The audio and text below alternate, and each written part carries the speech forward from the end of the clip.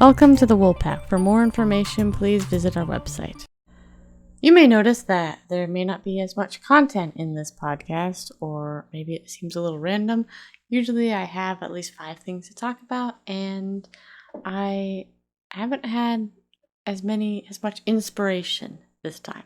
But I'm hoping that it'll be kind of like when you go to draw and you have no idea what you're going to draw, but then you end up drawing something really good. So I'm hoping that it'll be like that. Maybe this will end up being like a really good podcast because I don't really have it all planned out. So we'll see. I saw this article and it just made me think of something kind of humorous. It's from scitechdaily.com, and it says the fantastic giant tortoise, believed to be extinct, has been found alive. And I always find this funny because they've done this with other animals, where they'll think it's extinct or endangered or something, and then all of a sudden they'll find like a whole bunch of them somewhere else.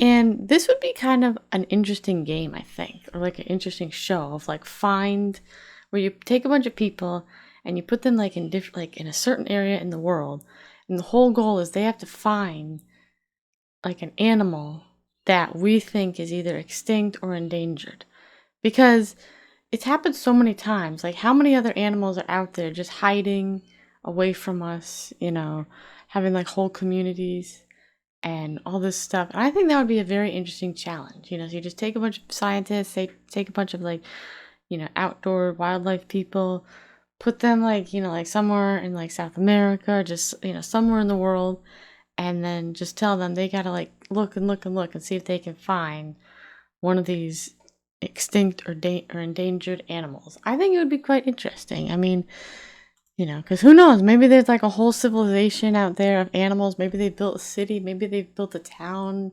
I mean, they already say that we've only explored like 5% of the ocean. So who knows what's out there? Lots of weird stuff out there. But I think that'd be an interesting show. I have a whole bunch of art projects that I have not been working on, but I am planning on working on them actually. Scheduling and everything has gotten better, so I'm really looking forward to it because I haven't done art in a while. And it's kind of funny because sometimes when you're actually making stuff, it can get kind of overwhelming, you kind of run out of ideas.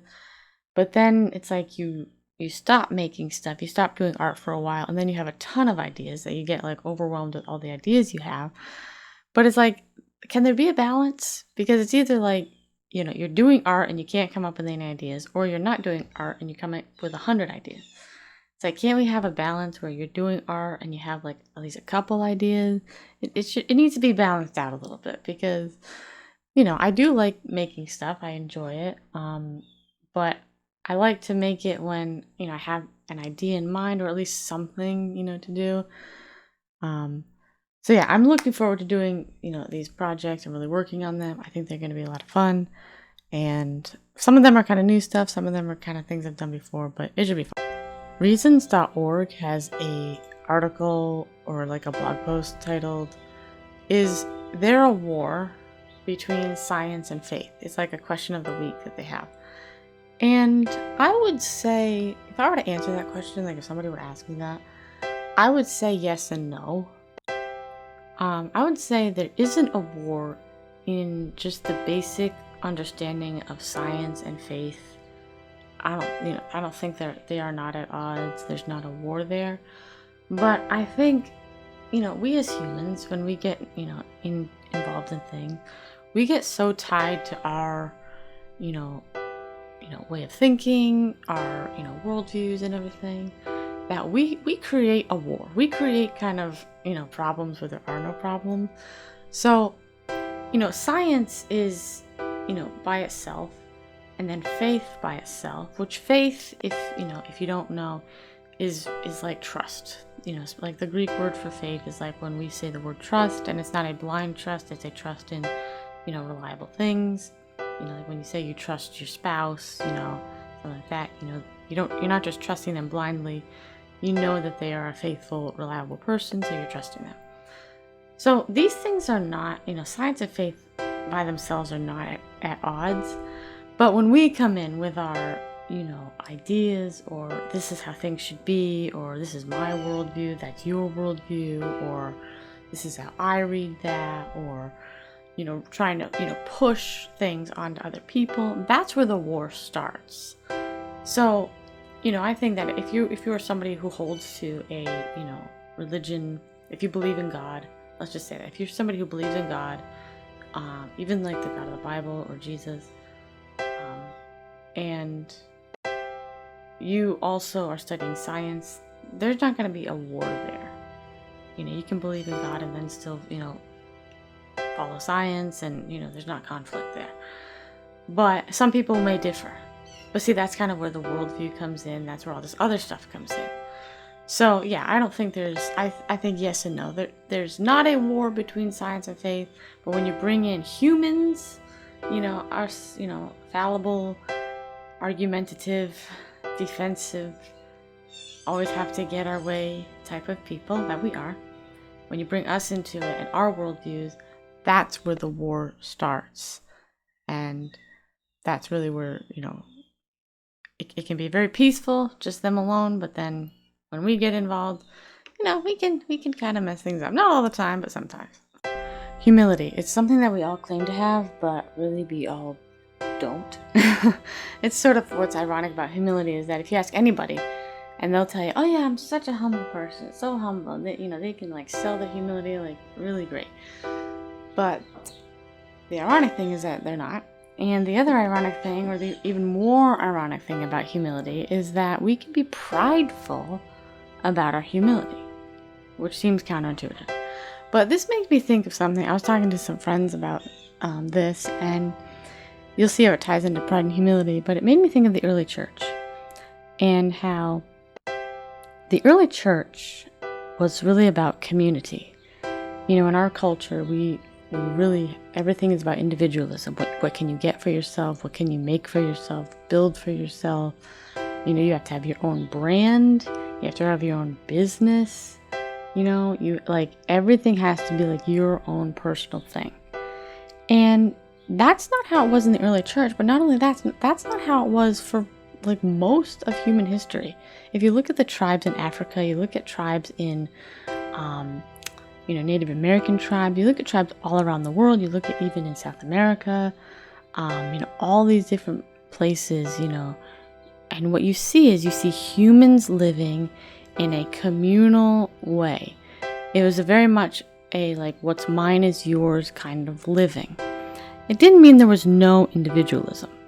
There was. They had their individual, maybe they had an individual house, their own, clothes. They had, they did have things that were their own.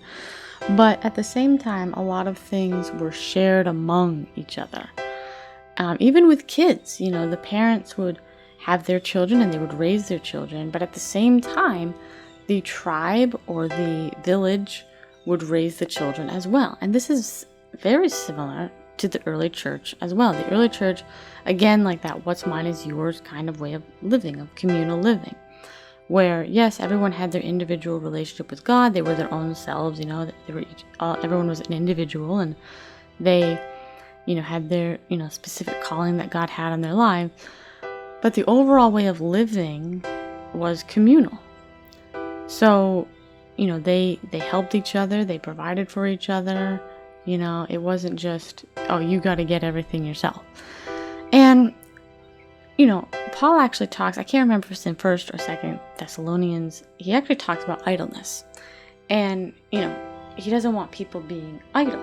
People shouldn't be idle and just expect other people to wait on them and make their food and all that stuff. They should work and earn a living, or just, earn, or even just not necessarily working for money. It could just be, working, like cleaning the house, working, cooking. They should be doing some type of work. And so I think there's a balance between, doing work, being responsible, but also allowing others to come in and help you. Not taking everything on and feeling like you have to do everything by yourself. You have to get everything yourself. You have to get your own, car. If somebody wants to come in and help pay for the car, maybe somebody wants to give you a car, that's okay. It's just about not expecting everyone to wait on you, but also not expecting yourself to just do everything and solve everything and get everything yourself.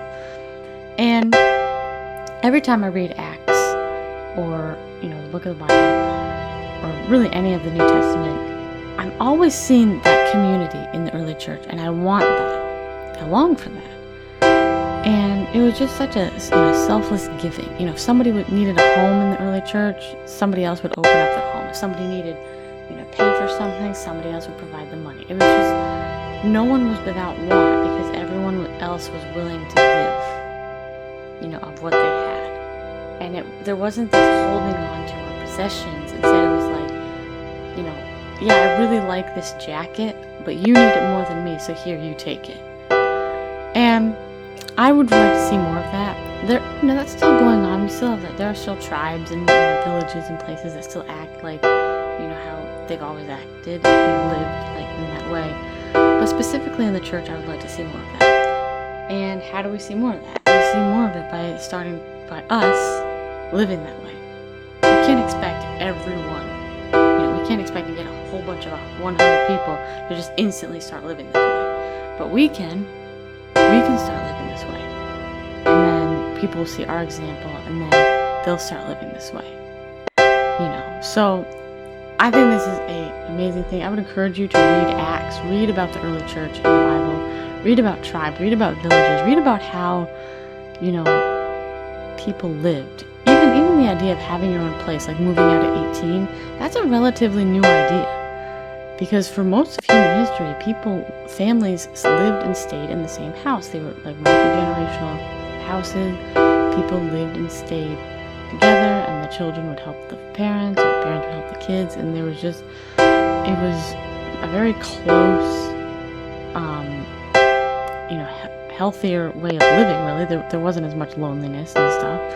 Not saying it's perfect, but but look into this stuff. It's very interesting, and back to pride and humility, it's humbling. It's very humbling to have to say, hey, instead of me getting everything and having the glory or pride of saying I got all that, I'm going to have to humble myself and allow others to help me. And that's an amazing thing. Thank you for listening to the Woolpack podcast. To learn more about how you can contribute, get involved, or join the Woolpack, please visit our website. Thank you, and God bless.